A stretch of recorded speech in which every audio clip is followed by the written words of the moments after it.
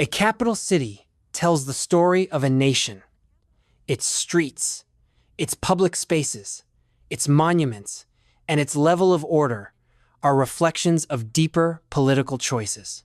In Washington, D.C., the recent deployment of National Guard units and the direct intervention of federal authority have altered the texture of daily life almost overnight. Within 9 days, violent crime rates were reported to have dropped by over one-third, robberies by more than one-half. For years, Union Station had been seen as a place where families hesitated to enter, where commuters and travelers encountered aggression, disorder, and fear. Suddenly, a change in political will transformed the environment. This development demonstrates a lesson that extends far beyond the borders of Washington. Security, order, and the confidence of citizens are not abstract ideals.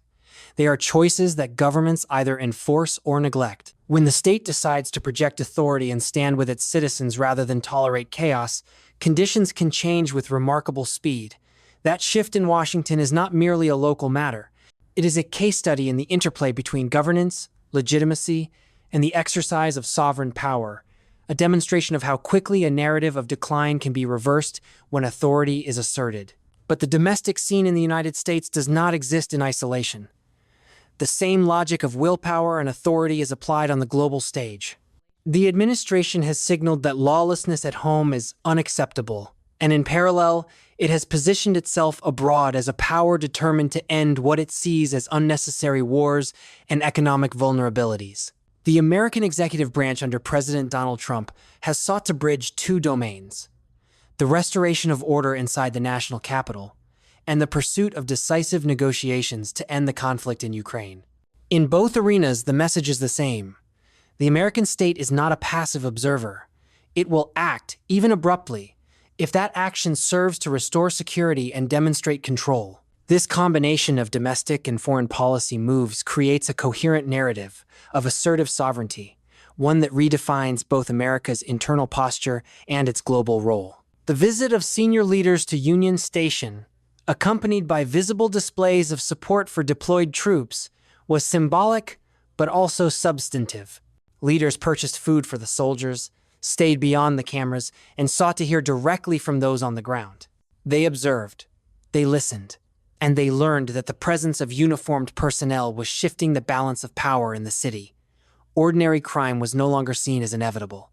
Law enforcement morale improved. Citizens regained a sense of safety. The numbers were immediate and striking. But these statistics are not merely data points. They represent an argument against fatalism. They show that decline is not destiny, that when institutions commit themselves to enforcing order, even environments that once resembled failed states can be stabilized. Critics label this abuse of power or political theater. Yet the counter-argument is clear.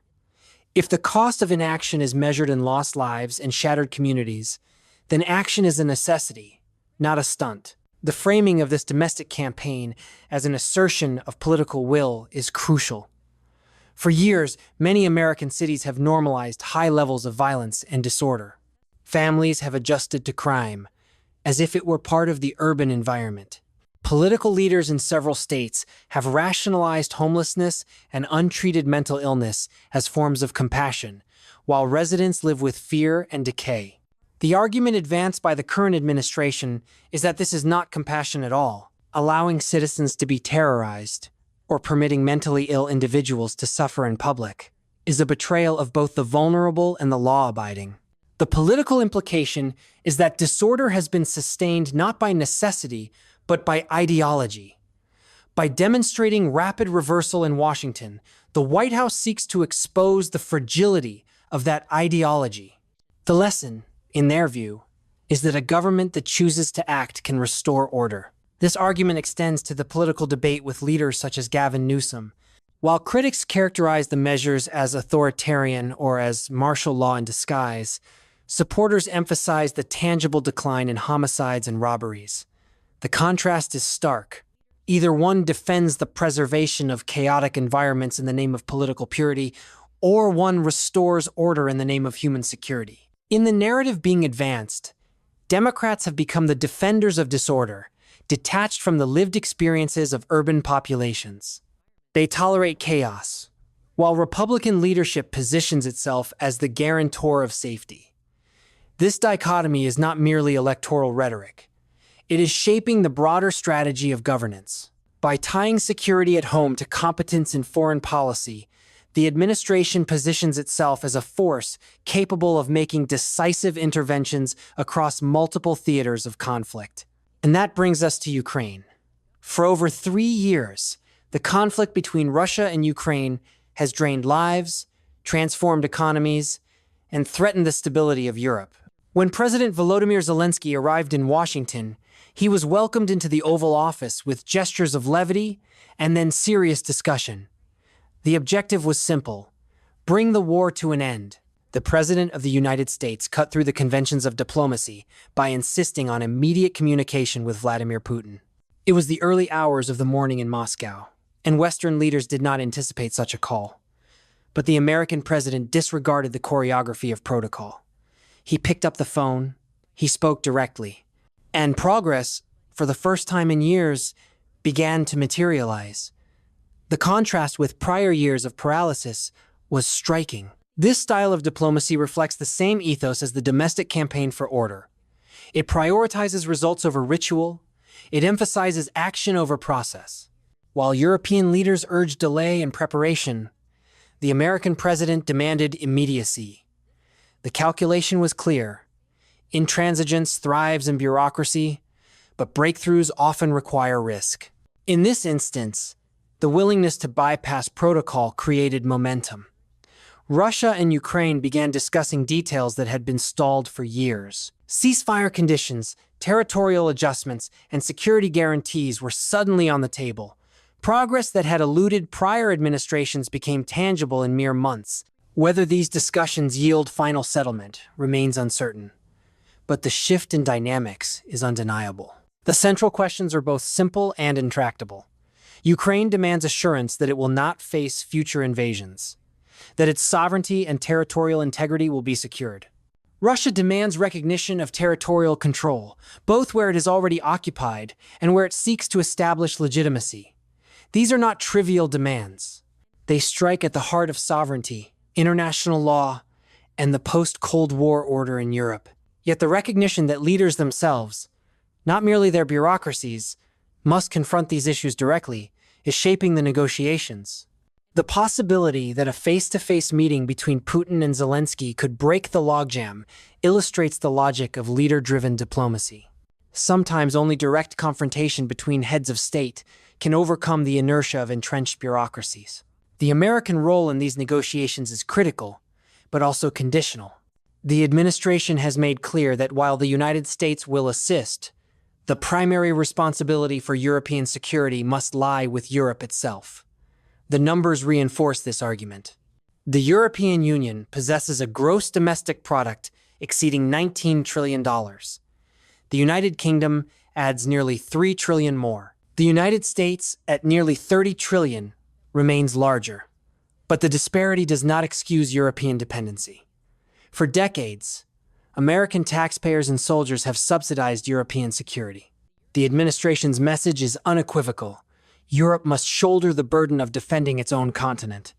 America will assist, but it will not be the perpetual guarantor. This recalibration is not isolationism. It is strategic realism. It reflects the belief that resources must be allocated to America's own internal resilience, its industrial base, and its long-term competitiveness against global rivals.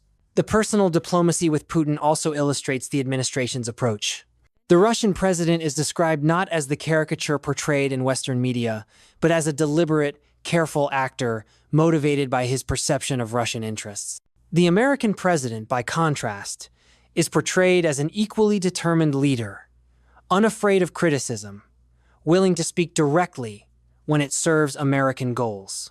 The respect that emerges from this dynamic is not friendship, but recognition of mutual seriousness. For global stability, that seriousness may be the essential ingredient. Both leaders prioritize national interest above abstract ideology. Both understand that agreements must serve tangible security objectives.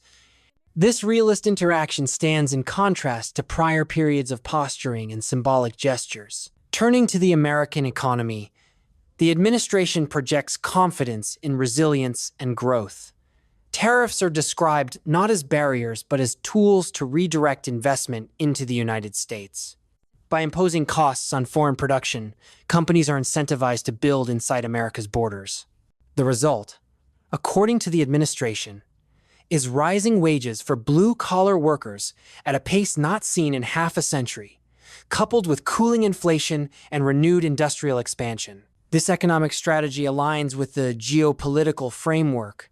A nation that makes its own goods, that produces its own medicines and rare earth minerals, cannot be held hostage by foreign adversaries. Dependence on China for pharmaceuticals or critical minerals is seen as a vulnerability too dangerous to tolerate. By rebuilding domestic capacity, America enhances its sovereignty and prepares for potential crises. Economic freedom is national security. At the political level, the administration frames its opponents as trapped in ideological excess. Whether on crime, immigration, or cultural issues, Democrats are characterized as divorced from the daily realities of citizens. Policies that prioritize illegal immigrants over American workers, or that allow untreated mental illness to dominate public spaces, are seen as evidence of a party detached from its own population. Electoral data is presented as confirmation. Millions of voters have abandoned the Democratic Party since 2020, while the Republican base has grown. The suggestion is that authenticity and directness, embodied in the president's style, have redefined political success.